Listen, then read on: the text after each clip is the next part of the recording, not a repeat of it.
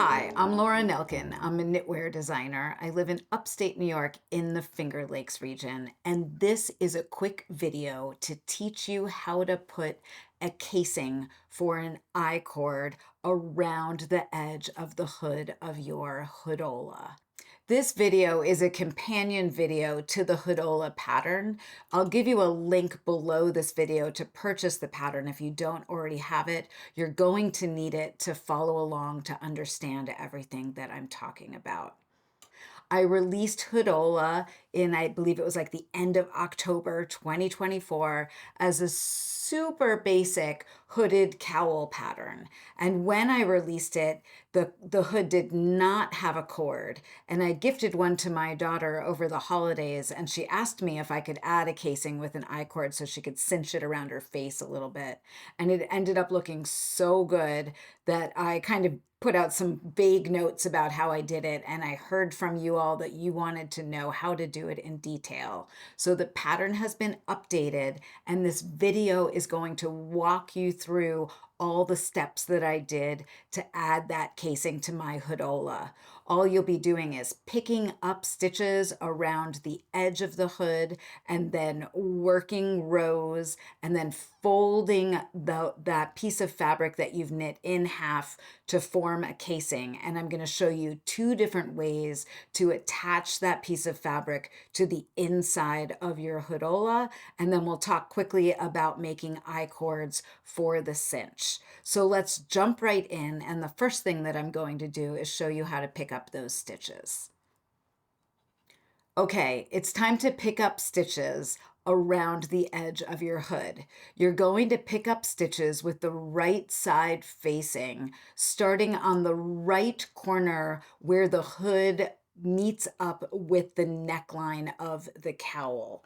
And the pattern tells you to pick up one stitch in one stitch along the edge and then two stitches along the next stitch in the edge. And I'm kind of holding this under the camera so that you can see that outermost edge stitch right there. What this edge stitch is the integrated I-cord edging. So what happens with integrated I-cord edging is you end up having one stitch along the edge for every 2 rows. So this stitch is actually 2 rows of knitting, and this stitch is 2 rows of knitting. So if I'm picking up one stitch in right there, then I'm picking up one stitch in 2 rows. And then if I'm going to pick up 2 stitches in that next stitch, that's picking up 2 stitches in 2 rows. So if you have changed the number of rows that you've worked in your hood, all you want to do is alternate picking up 1 stitch and picking up 2 stitches.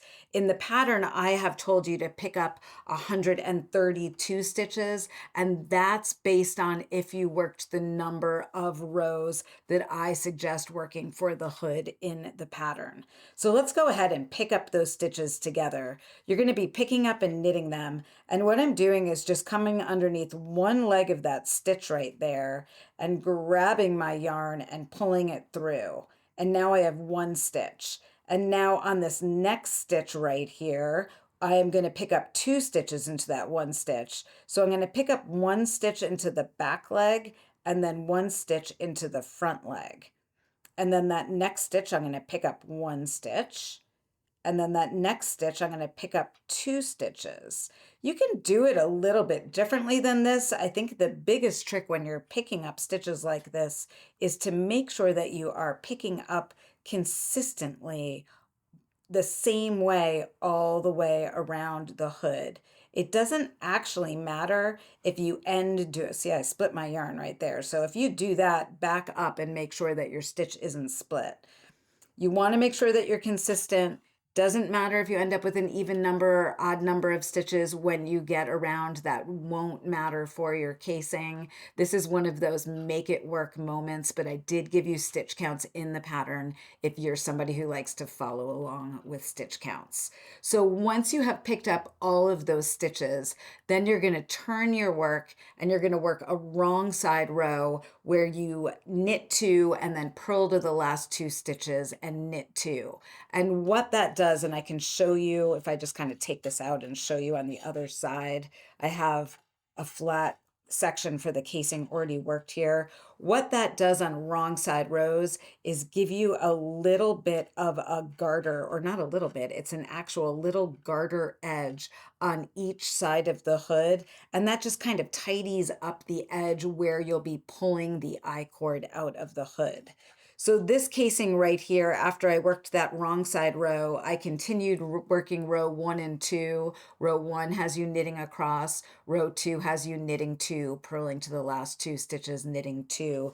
And then on the last wrong side row, which I've not worked, you're going to be decreasing down your stitches so that you end up with the same number of stitches that were running along that I-cord edge. So you're decreasing your stitches by a third. And what that means is you'll be purling 2 together, and then purling 1, and then purling 2 together, and purling 1 to the last 2 stitches, and then you will knit those last 2 stitches. And when you do that, you are ready to fold that casing piece of fabric in half to create the facing just like that. Look how tidy this is. I know what I'm showing you right here is just like a little tiny sample. When I tried to make a little tiny hoodola in the round, it became really cramped to work on. And I think it's easier for you all to see me do techniques when I'm working on bigger flat swatches. So I'm going to show you 2 different ways to join this casing together next. Okay, the first way I want to show you how to attach the casing is with a 3 needle bind off. And this is the way that I attached the casing on my first hood. It's really easy. What you're going to want to do is flip your work so that the wrong side's facing. And then you can actually see this line of stitches right here. That's the 3rd stitch from that integrated I-cord edge. And what you want to do is go grab a smaller needle or an extra needle and then just pick up one leg of that stitch across. You're not going to be knitting those. You're just going to be picking them up. And the reason you use a smaller needle is it's just easier to get into those stitches to pick them up and put them on the needle than if you use a needle that's the same size that you worked with.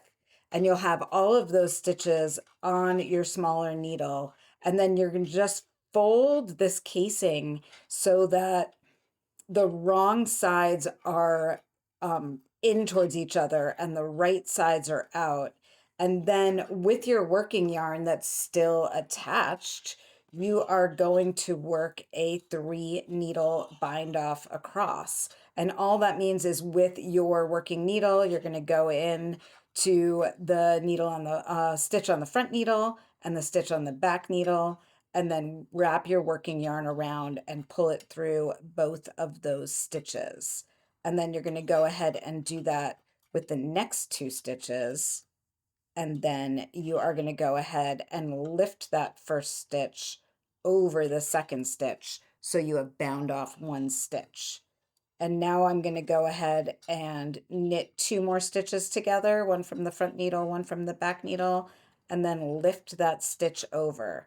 And you're going to continue to do that all the way around the edge of your casing, working those stitches together.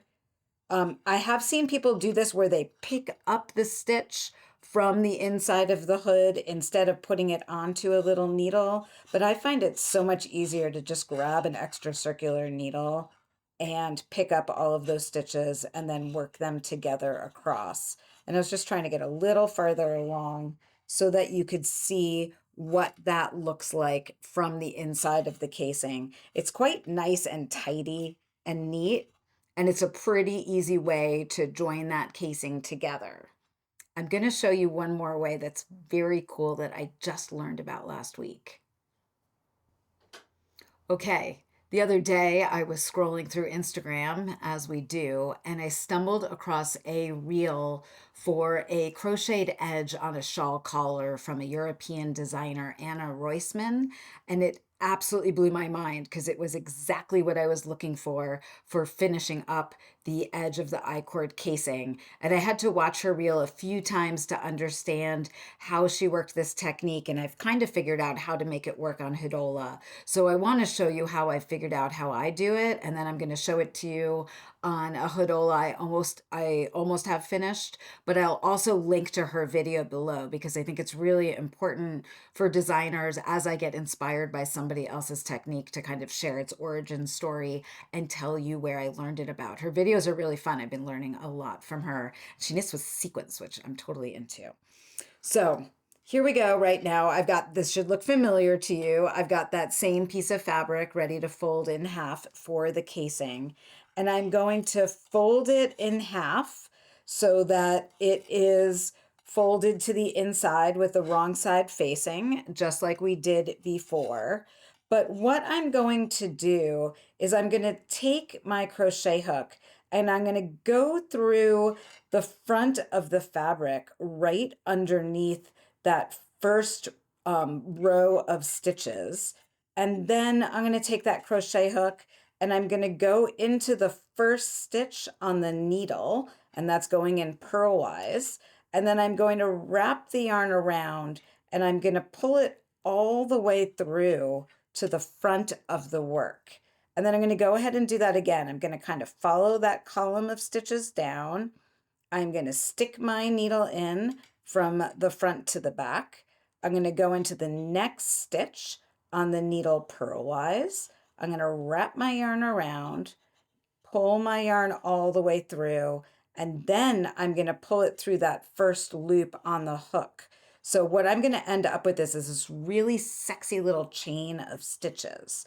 So now I'm going to come again down that column, stick my hook, and then I am going to take that next stitch on the needle, go in purlwise, wrap the yarn around, and I'm going to pull it through and pull it through. And I want to do that just one more time so that you can really see how tidy it is. Just follow that line down, and then I go ahead, purlwise into the next stitch, wrap my yarn around, pull it through and pull it through. And you can see that crochet chain line right on the front of the work. Now this is really cool. I'm about to show you my Hoodola, which is almost finished. I'm hoping things don't fall off the needles as I show it to you. This is a Hoodola that I've been knitting in Fiber MacGyver's Merino Alpaca, and I only had 2 different skeins that were coordinating. So the top is in a solid color, and then I kind of striped into the variegated color and worked that for the neck. And I had enough of the variegated color left over that I could make an I-cord and casing around the top of the hood. And when I show this to you underneath the camera, you'll see how great it looks to do just a contrast color for that I-cord casing. So if you finished your Hoodola and you don't have enough yarn of the same color, it looks pretty fun to find another color to do the casing in. And one thing I wanted to show you is how neat that looks from the inside when you do this crochet bind off for the casing. And I'm working on it right here, so you can just kind of see how it's happening right here, right along this edge. But I'm doing the exact same thing that I just showed you on the green yarn. It's just really cool to see it in 2 colors. This is almost done. I'm really excited to get to wear it this winter and have one more hooded cowl to add to my retinue of hooded cowls, which I never had before, but now I have 4 of them, which is pretty awesome. The last thing that you need to do before you are ready to wear your Hoodola is make the I-cord to go through the casing. So I used my handy dandy I-cord tool. I just actually got a new one from Twice Sheared Sheep that I've really been enjoying. I made this I-cord in about 10 minutes. If you were knitting an I-cord on double pointed needles, it would probably take you an evening to knit something this long, maybe faster. If you're faster at knitting I-cord than I am, I get distracted easily easily. I do have a link on how to cast on and bind off with I-cord tools and how to use them. Sorry, and by link I say I have a video on how to use an I-cord tool. I will link to that below if you've never used one before. They're very fun and have definitely changed my knitting life and made it faster. So hopefully this video helps you get a casing onto your Hoodola if you want one. Please do ask questions below if you have any. I'd love if you subscribe to my channel, sign up for my mailing list. Purchasing my patterns supports me and my work and keeps me learning new things and sharing them with you. So when people ask me the best way to support me, that is the best way. I so appreciate you watching. Happy knitting.